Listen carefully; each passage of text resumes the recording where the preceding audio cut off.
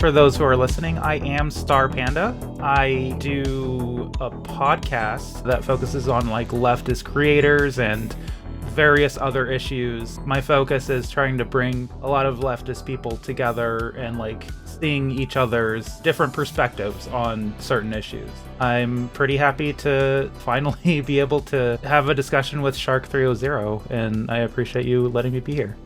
Yeah, we tried to have one before. The computer crashed and everything. Then my real life kind of fell apart. I couldn't do anything for a little while. Yeah. You know, like computer completely broke, room flooded, all of this type of stuff. It was wild. Yeah. I'm glad you're glad to be here. Able to be back online and everything. Thank you. It's kind of my job. I was poor for a moment. Yeah. It's a big problem when you stream and your computer dies. Know. So why don't you tell me a little bit about yourself? My name is Shark 300. I'm a lefty, a socialist, YouTuber, streamer extraordinaire. I've been doing this for a little while, about 2.5 years now, and about 1 year professionally, and talk about lots of different stuff. We do progressive, basically media analysis and commentary on, whatever suits our fancy, whatever gets our cerebellum tingling. Yeah, basically, that's it. Great. So what kind of content can we expect from your channel on YouTube and maybe Twitch? Sure. So gaming, reacting to things politically or kind of current events, that type of stuff, analysis of those types of things as well, debates, discussions, things along those lines. Some deep dives every now and again, analysis. And sometimes if we're feeling really lucky, I can drop some pre-recorded highly edited content every now and again. And so, yeah, we kind of do it all. Yeah, that's good. And gaming. We've been playing a lot of Splatoon. It's very fun. Yeah, we gotta be gaming. So what issues do you feel very strongly about on your channel, and what do you like to highlight the most? Human rights, civil rights, those are really interesting things that we talk about a lot. Men's issues, things along those lines as well. Economic issues, just normal type of current events, and looking at the world through a progressive lens and learning every day, kind of going through studies, things along those lines, learning how to talk to people, how to convince people, argumentation, things along those lines. Yeah. Yeah, that's great. Today we're going to be talking about men's issues, and I wanted to know, what are some of the most important issues that you've seen that men have been having trouble with today?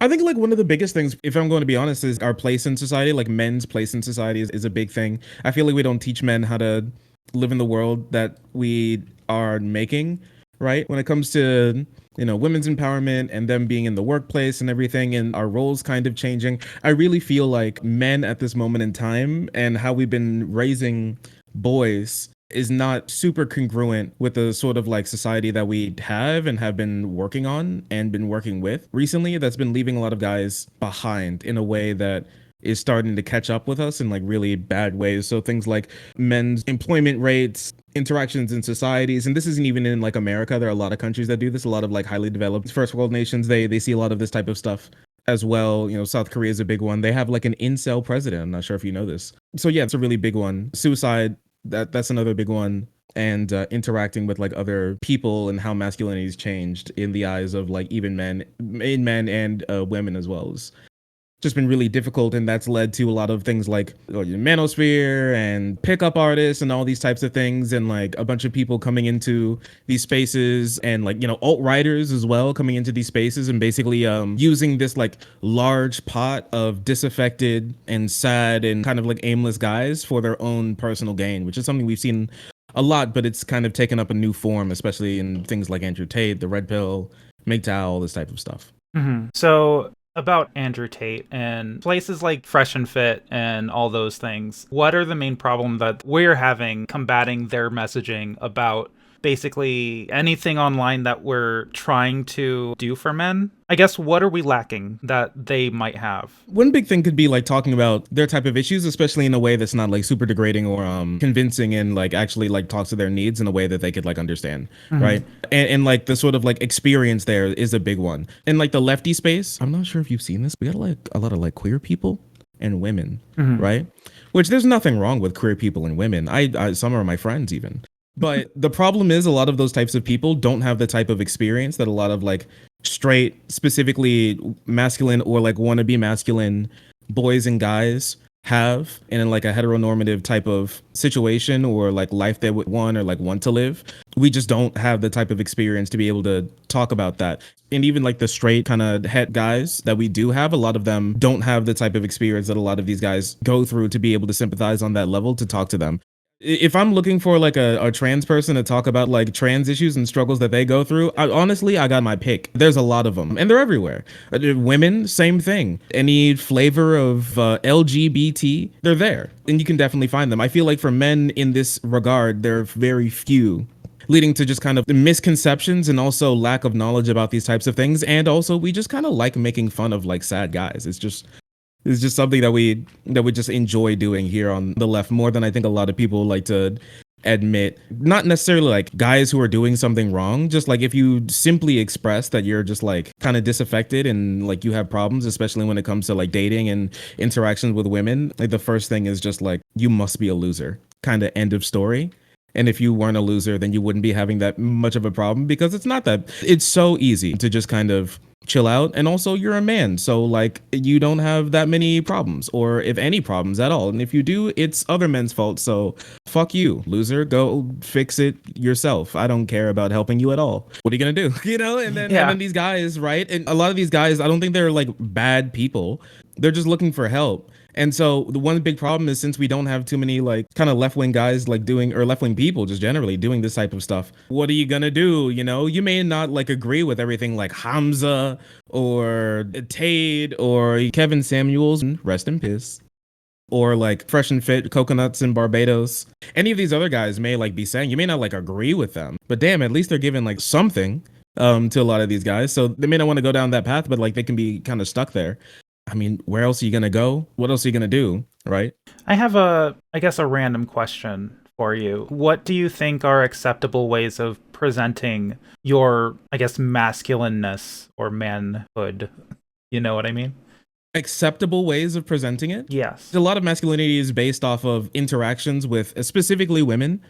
One way I can't show my manners is I can't do it on Twitch at least. But like interaction with women, one of those things, like the idea like you come in with a confident guy comes in with walks in with a bunch of women around his arm. A confident woman walks in alone, that type of thing. Mm-hmm. At the moment, we base a lot of our ideas of masculinity, and that is acceptable. I'm not sure if it should be acceptable on like interactions with women, how popular you are with girls, how much they like you, how often you're able to like date, these things along those lines. Being able to protect and provide are two things. Even if you're not necessarily doing it, the possibility or the ability to do it is another thing. So like being physically strong or physically large, which is something that you can't even change, or at least in compared to your partner in some regard, right? Or being like craftier or other ways to be able to do that, like traditional ways. But I think there are other ways that I think are acceptable that aren't just reliant on women, because I really think it'd be great to have like a less woman-centric masculinity, because it's incredibly fragile, right? Because you can't like, I mean, like I've tried for quite some time, and I'm still single. It's hard to convince women to date you, and it's pretty difficult sometimes, and you can't control that. And so, like, what's that one? Unfortunately, it ties back to Harry Pooper, Fantastical Beasts and Where to Find Them. You know who that guy is? Newt Fingelpop or something. I don't know his name. I never watched the movie. Do you know? I have no idea. I don't follow Harry Potter at all. Okay, based. Anyways, there's a character. He's from the like spin-off series, Fantastic Beasts. He's basically a really interesting masculine role model, right? So he's not super physically strong, and he's not super confident in himself. He's actually pretty, reserved and shy and quiet and all these types of things. You've seen a lot of guys who are like that, but he steps up when he's needed, and he's there, and he can protect and he can provide in ways that he finds fit. He's incredibly compassionate, and he has care for as many people as possible. And he's against like killing, even if it's something that he knows he like must do. Things along these lines, I think, are incredibly good and can even like play into the typical roles of traditional masculinity that a lot of guys kind of like strive for, that type of thing, without being reliant on women or being reliant on necessarily how people always perceive you or view you. But when it comes to identity, it's kind of hard to get away from that. Yeah, definitely. Why do you think society is like this, and the way that, I guess, men rank themselves as how they are in relation to women?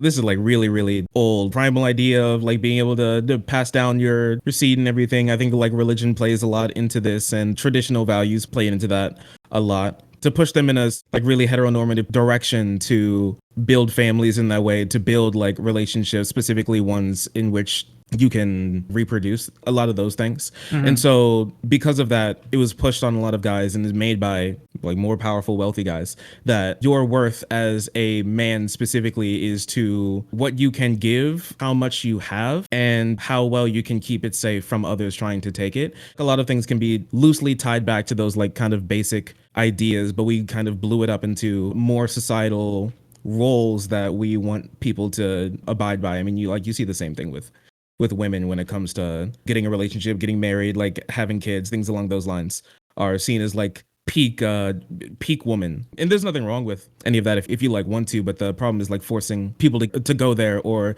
saying that they are somehow less of a person of the identity that they want to work with. I guess we'll stick to men.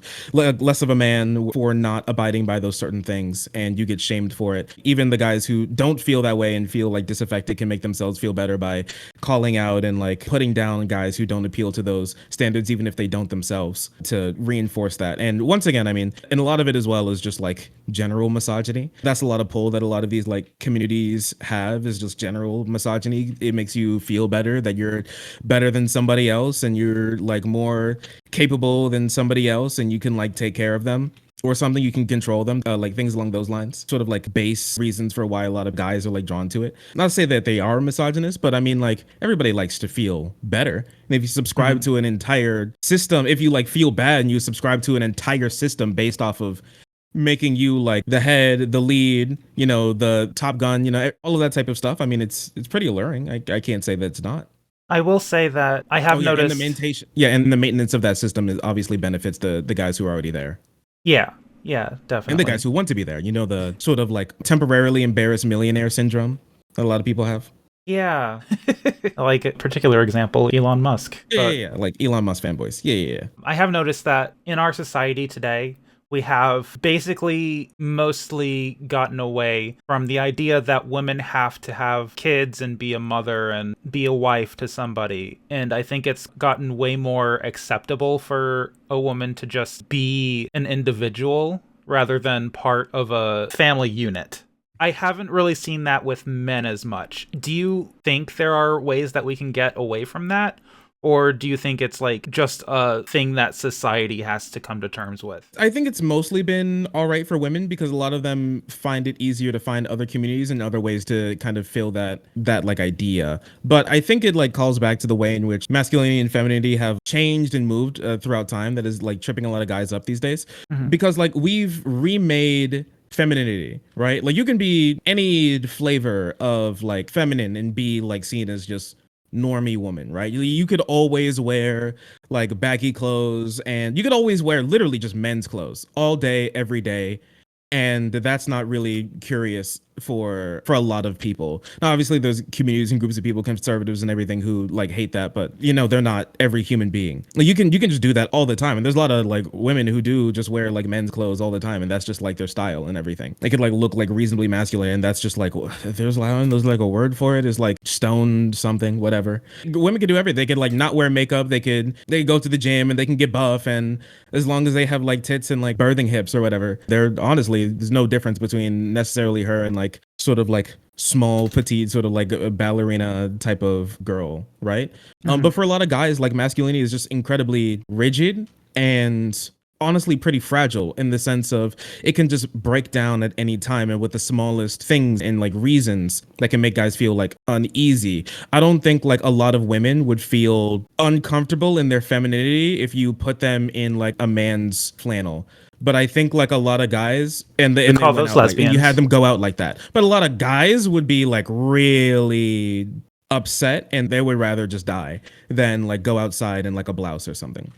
Right? It's just fragile in that way, where it can just kind of like fall apart, and just small deviations from the norm can make you like not masculine, not a man, doing it wrong, and can catch you a lot of flack with like other people, man and women alike. It's not just like a men thing. Women play into misandry and like gender roles a lot. Yeah. That's all of our problem. So is it possible to do it? Yeah. We just have to actually put in the time and work and effort to actually do it, to reform masculinity in a way that like works for a lot of people, because you can even, as I explained a little bit earlier, you can still even get those sort of like traditional roles of like protecting and providing, but in ways that aren't seen as typically traditional, right? So in other cultures, they have other things that are seen as like masculine and feminine. Like cooking could be masculine. In Japan, lawn keeping, gardening, and bonsai specifically is a masculine sort of like trait and hobby, right? But we wouldn't necessarily say keeping tiny itty bitty petite little trees as a guy like here would be like the most masculine thing ever. Like spending hours a day tending to your little baby trees would be the most masculine thing ever. So it is definitely possible. We just have to actually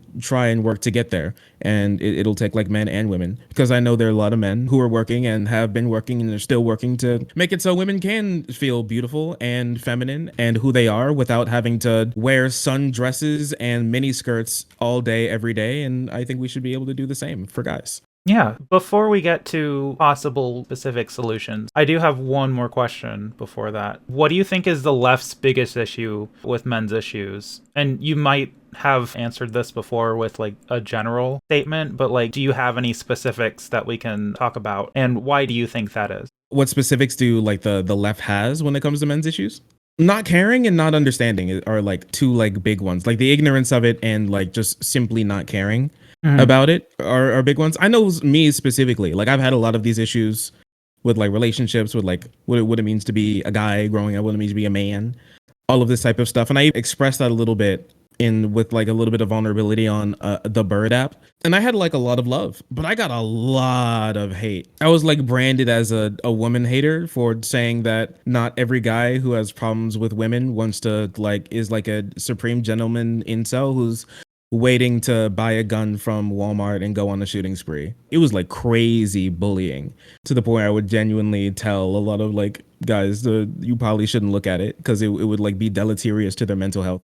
That, and as well as simply like general ignorance of it a lot about like the sort of like intricacies of it. I feel like a lot of people, they understand this type of thing. It's really hard for people to grasp problems that what we would already taught to be imagined to be like privileged groups would have. So people have the same issue on the left with like white people and understanding problems white people have.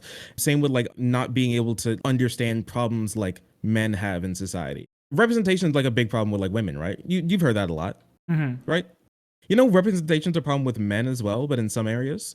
So that could be like elementary school teachers or like K through 12 teachers. Like these guys, you're like, oh, don't you have like a better role model? Well, it's probably is any of their teachers because they're like 99% women. And like the other guys that are there are probably like principals that you never spend all your time with. That as well as in therapy, another one. So how I said that we just don't have a lot of the like experience and knowledge to talk to a lot of these guys about the issues that they have.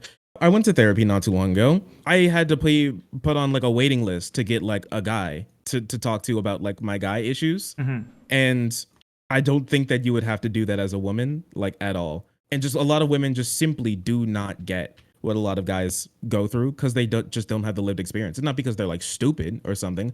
A lot of guys don't understand what women are going through just because they just haven't lived that life. And it was even harder to find like a guy who like understood what I was talking about, who's been there, has the life experience, and has like the time and ability to talk about that. It's very hard. So it's not even like, oh, just go to therapy. It's pretty hard to go to therapy when you don't have anybody there who can talk about any of your issues. So that's like another thing, specifically not caring and not knowing about a lot of issues. Yeah, that makes a lot of sense. So let's go ahead and talk about the solutions. Like, what solutions do we have for the issues in society, and absolutely looking into like what the left is doing and how they're not meeting those things that we need for men's issues. Are there any specific things we can do to help? Are there like organizations that are helping men in these specific ways? What kinds of things can you tell me? Like specific things that we can do to help? Yeah. I mean, like be there for like your male friends and your guys. You don't have to be like their therapist, but being able to like talk to them. If you're a guy and you have guy friends, like pulling your boys aside and being like, hey, you can talk to me if you need anything. Like, it's fine. Like, a lot of guys just don't talk to their boys about like any issues. You know what I mean? Like, if you have like girls, right? Women, am I right? And like let's say they get like a good date, okay? They go on like a great date with like a great guy. They love him. They go back to their girls, and the girls are like, how was the date? And the girl will be like, oh, he was great, and it was so nice, and we did this, and then we went there, and then we did that, and I felt like this, and it was great.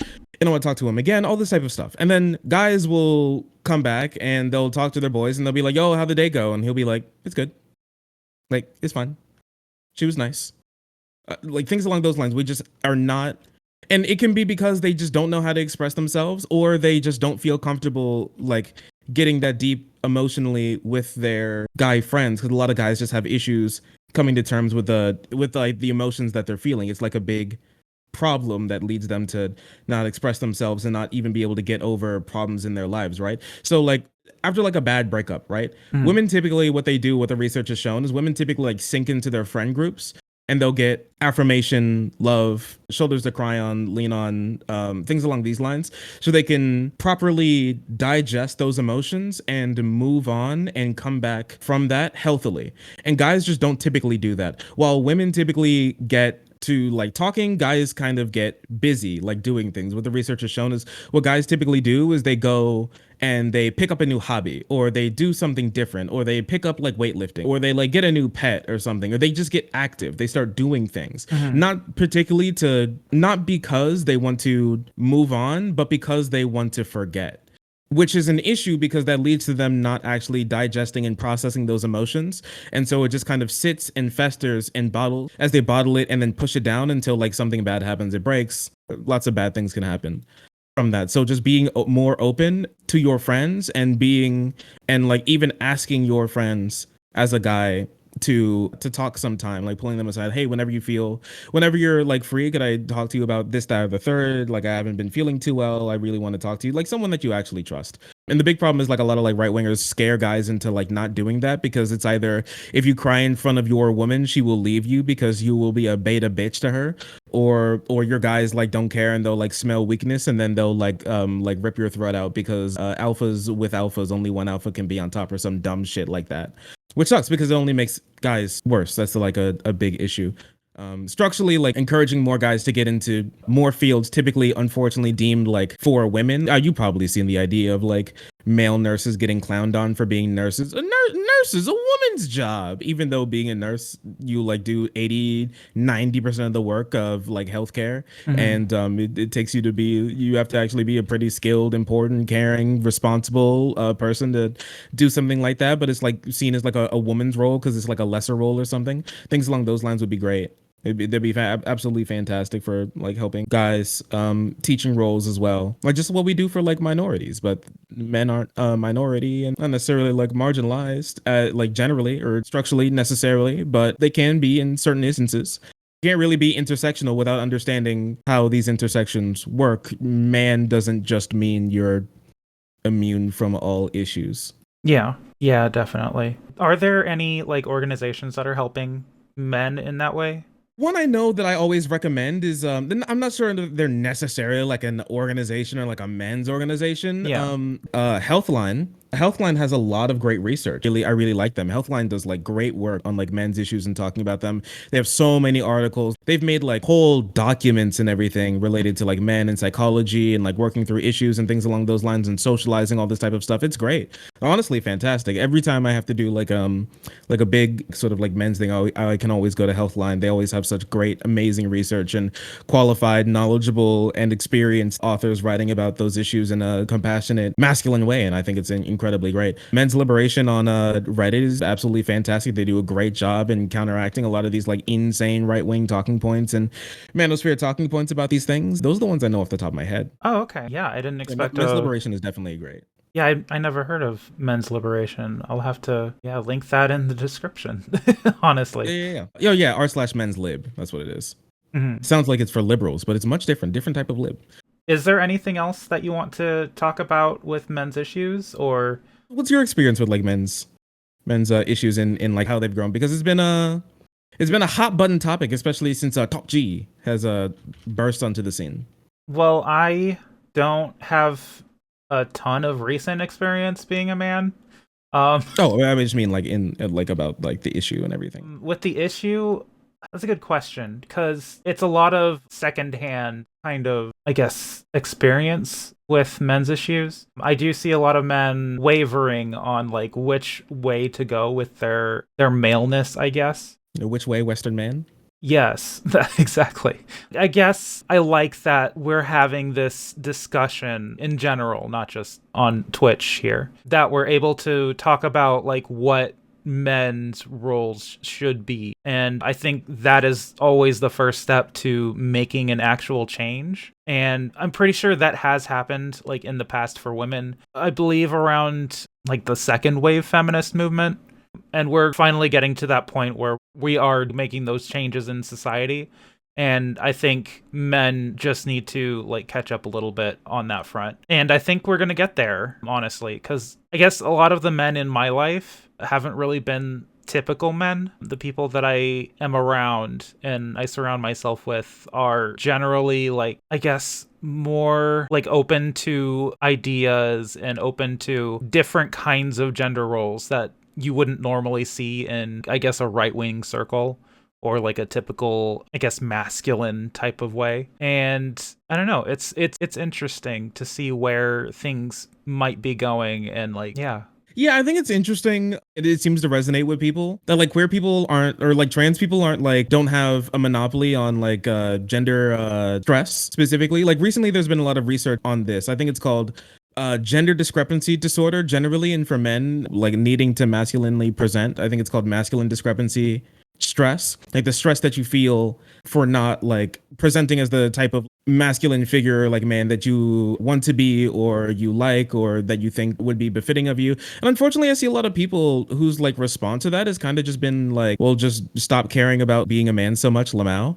Which sucks because you wouldn't say that to like any other type of person. I would never say that to like, for a woman who feels like not feminine and has like stress about that, I wouldn't be like, suck it up, loser. That kind of sucks, right? I mean, like, yeah, there are ways that you can express masculinity that suck. When you're trying to say things like, oh, she can't like go to the club without me because other men will be looking at her and they'll be trying to go for the hunt and I can't have that, or something along those lines, being like controlling, possessive, abusive, things along those lines. Yeah, that sucks.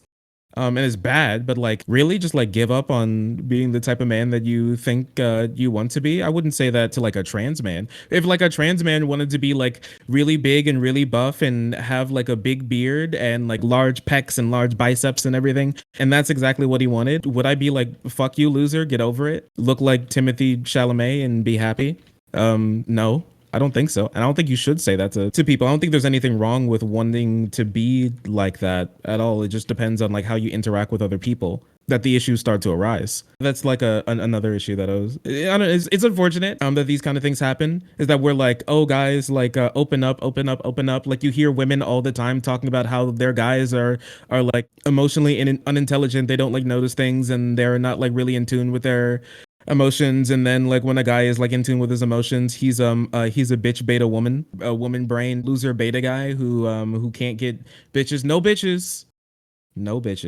We talk out of both sides of our mouths to men and then wonder why they're like so fucked up. Yeah absolutely. And dating is like another whole massive issue. My goodness. Oh yeah. With like the dating and everything, because a lot of guys, they're like, oh, we get stuck in like the friend zone. I've seen a lot of discussions on like the friend zone. What do you think about it?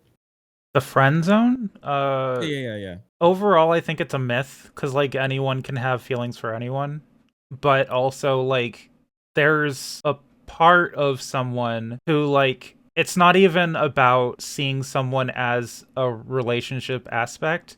It's just like some people like certain types of people and feel like they're more compatible with those people. And I think that's what people talk about when they talk about the friend zone. I don't think there's like this state of being in a friend zone, I guess. You just need to be in... I don't know how to come at this from like a men's direction. I guess when you're dating someone, like this can even be for women, like when you're dating someone, you need to be very communicative about like what you're expecting out of a relationship. And I think that's actually an issue for all sorts of people because we don't know what to expect. Relationship is just in like human connection, right? Sometimes, yeah. Human connection, friendships. Sure, yeah, because when a friend zone, you're not in a romantic relationship with them. Right. If you meet someone on like a dating app or something and someone's telling you that you're in the friend zone or something, I think you should probably like ask or like communicate with the person you're interested in about what kinds of things that you want to have in a relationship, like what your goals are for short-term and long-term, asking people or even telling people, being very open about what you want with those connections, you know? Yeah. I think a lot of guys like harp on the friend zone. For one, it kind of hurts. I think it's real. I think the friend zone is real. For me, what the friend zone is just like when you like somebody, but they don't like you back, but they want to keep you around like as a friend. Yeah. In that way, which seems real. I mean, I think it's happened to everybody. I think guys talk about it a lot, specifically because it comes back to that thing like, if women don't like you, there's literally something wrong with you. Like if you're not like popular with the girls, if the girls don't, if you have trouble like finding dates and everything, there's something wrong with you, like as a guy, or maybe even as a human being, because like gender is like incredibly important to everybody. I don't think I have to explain it to a room full of queer people that gender is important and your gender identity and how it's expressed and how people view is important. Yeah. I think a lot of people can understand that feeling, right? And so when it's based off of that, like a lot of guys feel bad when that happens and everything, and they feel like they've been rejected as a human being and not just as like a potential romantic partner from women. But at the same time, I hear a lot from girls when it comes to like the friend zone stuff that it sucks because, you know, they feel like they value friendship more than guys do, which definitely could be possible. Or like friendship is not enough or something. For me personally, I'm not looking for new friends. I don't really want like new friends. When I'm on a dating app and I see a girl say, look, just looking for new friends, that's always a left swipe. Not because I like hate women who are looking for friends or something, but because I'm not looking for a friend. I have enough friends. I have many woman friends. They're all great people. I don't really need more. I'm looking for a partner. At the moment, for me, if I was like on a date and she was like, hey, I don't want to be friends, but I'd like to keep you around. You seem like a really cool guy. I'd like to be your friend. I'm like, I'm good, though. I hope you have a great life, but I'm good. I'm not looking for that. So that part sucks. I feel like a lot of guys are really bad at like expressing themselves in that situation. So it sounds like they're like way worse or like way meaner to the girls than I think they even mean to be. And then like once you feel like you're misunderstood, you've seen this before, right? You probably even done it yourself, where you get misunderstood and then you're like, you know what, fuck you, and then you just like double triple, you think I'm a monster, I'll show you a monster type thing, like, and then you'll just say things like, yeah, sure, I'm exactly what you think I am, which sucks because it makes people less understanding of like where we're all coming from in this type of situation. Like a lot of guys, you know, they feel like they get trapped in that friend zone, and like sometimes they are, and it sucks, but at the same time, this happens to women as well. Not necessarily friend zone type stuff to many women on average. You can call it many, many different things. Some people call it the fuck zone, where they get stuck in a sort of like situationship with a guy who's not ready or willing to have a more serious romantic relationship, but they want to be around you and have like the comfort of like having somebody like them and like possibly have like sex too and stuff like that. And a lot of girls with guys, when we come into the situation like, oh, we're like, she doesn't like me now, then a lot of guys just kind of accept the idea that, oh, it's just like I'll be a friend still, but hopefully one day if I stick around her and I'm nice and I'm a good guy, then maybe one day she'll then look at me and be like, I actually do love him, and I'll have my fairy tale relationship, when more likely than not that won't be happening. And a lot of girls have the same thing, like, oh, if I like stick around him, if I give him what he wants, he'll keep me around and want to like date me sometime, when that doesn't always really happen. So you're like stuck, putting out when you're not getting back what you want out of the sort of like relationship with this person. And it sucks for both sides, but I think it really comes down to not communicating and not being okay walking away from some things. I've had to grow up and be like, I'm fine walking away from women who just want to be my friend, telling them no, hope you have a good life, and then remove them. Because like I've said it before, I'm not going to be their friend, not because I hate them, but because I like them. I'm not going to be your friend. I'm going to move into being your like secret admirer guy who's like will answer your calls at 2 a.m. to pick you up from your fucking boyfriend's house. Okay. And that's not happening. I'm not that much of a loser anymore. So I'm not doing that. I have a bit more respect for myself now to not like chase after girls who don't want anything to do with me like that in a way that I want to, do with them. So I've had to be like, yeah, just don't want to be your friend. I value friendship. I have, like I said, I have many a woman friend. They're all amazing people. For me, it's just come down to boundaries in that type of thing. And I feel like a lot of guys probably need to learn that sooner than later to be okay raising their standards, loving themselves more, and saying no to women who don't want to date them but want to be their friend when they don't want that. Do you think men sometimes have those issues, like sussing out their feelings for a certain person? My thing is like, especially when it comes to like traditional gender roles, it's like a big thing, right? We're talking about the whole protecting, providing thing. A lot of guys want to protect and provide. I want to protect and provide for like my girlfriend. Even if she can like completely take care of herself, I want the ability to be like, put the wallet down, girl. I'll take care of you. That makes me feel good. That makes me feel masculine. That makes me feel strong. I like it. Even if she doesn't need it, me having the ability to do it feels great. And this happens to a lot of like, poor lower class type of guys where it's really hard for them to do something like that because that takes money and sometimes clout and influence, things that they don't have. And especially younger guys, when they try to appeal to that sort of like paradigm of masculinity, like, bro, who are you gonna be providing for when you're goddamn 19? You can't even clean your room, dumbass. And it sucks. But like, what are you gonna do? And a lot of guys kind of get like stuck like that, where they like a girl, but they don't want to go further with her because they don't know if they'll be the man that they want to be for her, right? And then girls are like, or would be like, it's okay, it's fine, you don't need to be, but it's okay if I don't need to be.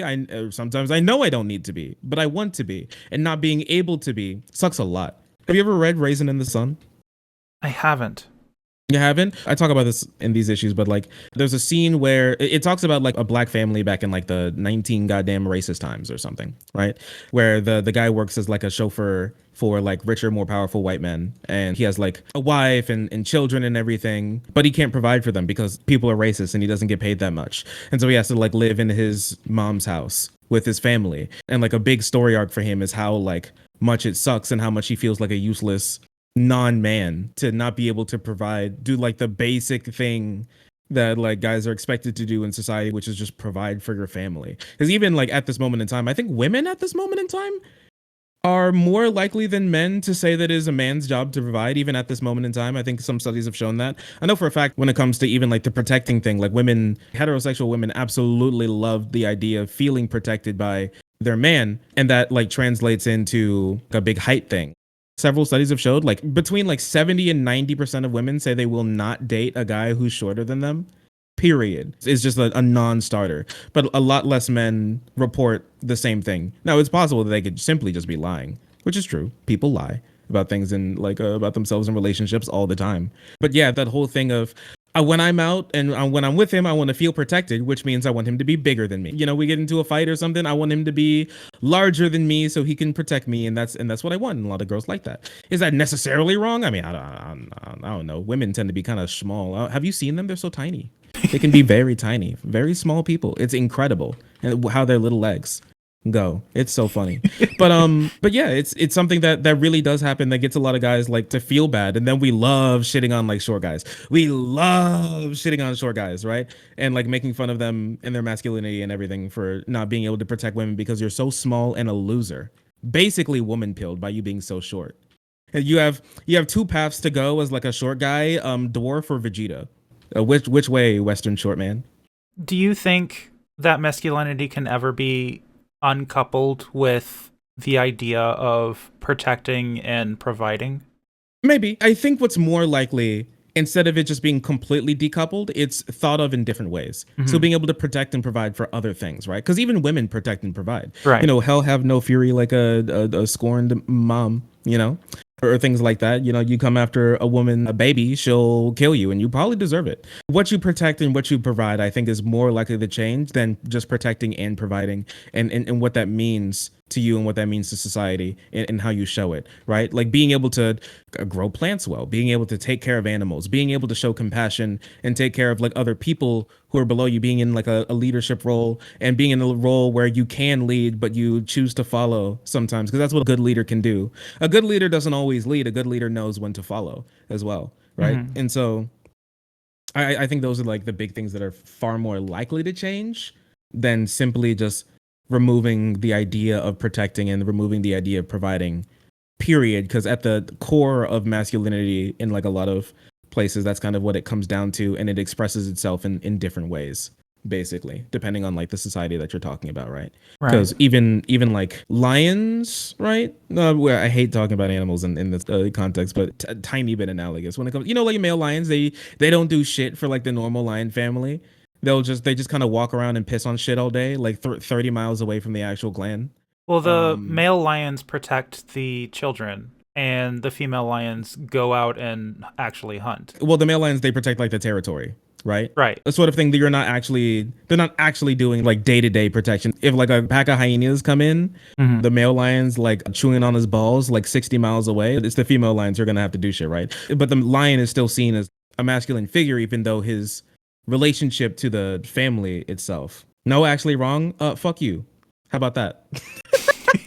All I'm saying is that what they're protecting, what they're providing, and how that relates to the group, family, community can be different and changes a lot based on societies and how we look at things. I think having more abilities for men to express their masculinity would be great and fantastic to make guys feel more manly and be men, no matter, how they look or who they are, really, because we can do that with women. Why can't we do it with guys? Removing the fragility, the glass nature of masculinity would be a great thing for us. Yeah. Thank you so much for your insight on this subject. I appreciate you letting me be on to talk about this with you. Yeah, no problem. I appreciate it. It's been definitely been fun. No, not the wall. I don't bring people on to talk like too super often. I'm kind of a lone wolf type guy, I'm kind of like a sigma. If you didn't know, I'm equal to the alpha, but outside of the paradigm, I refuse the dichotomy, yet I'm still respected. So it's just like one of those things. So fair enough. I appreciate it. Again, for people who are listening in the future, this is Shark300. You can find him on Twitch, Twitter, YouTube, and watch his political content. Go follow, subscribe, do all that stuff.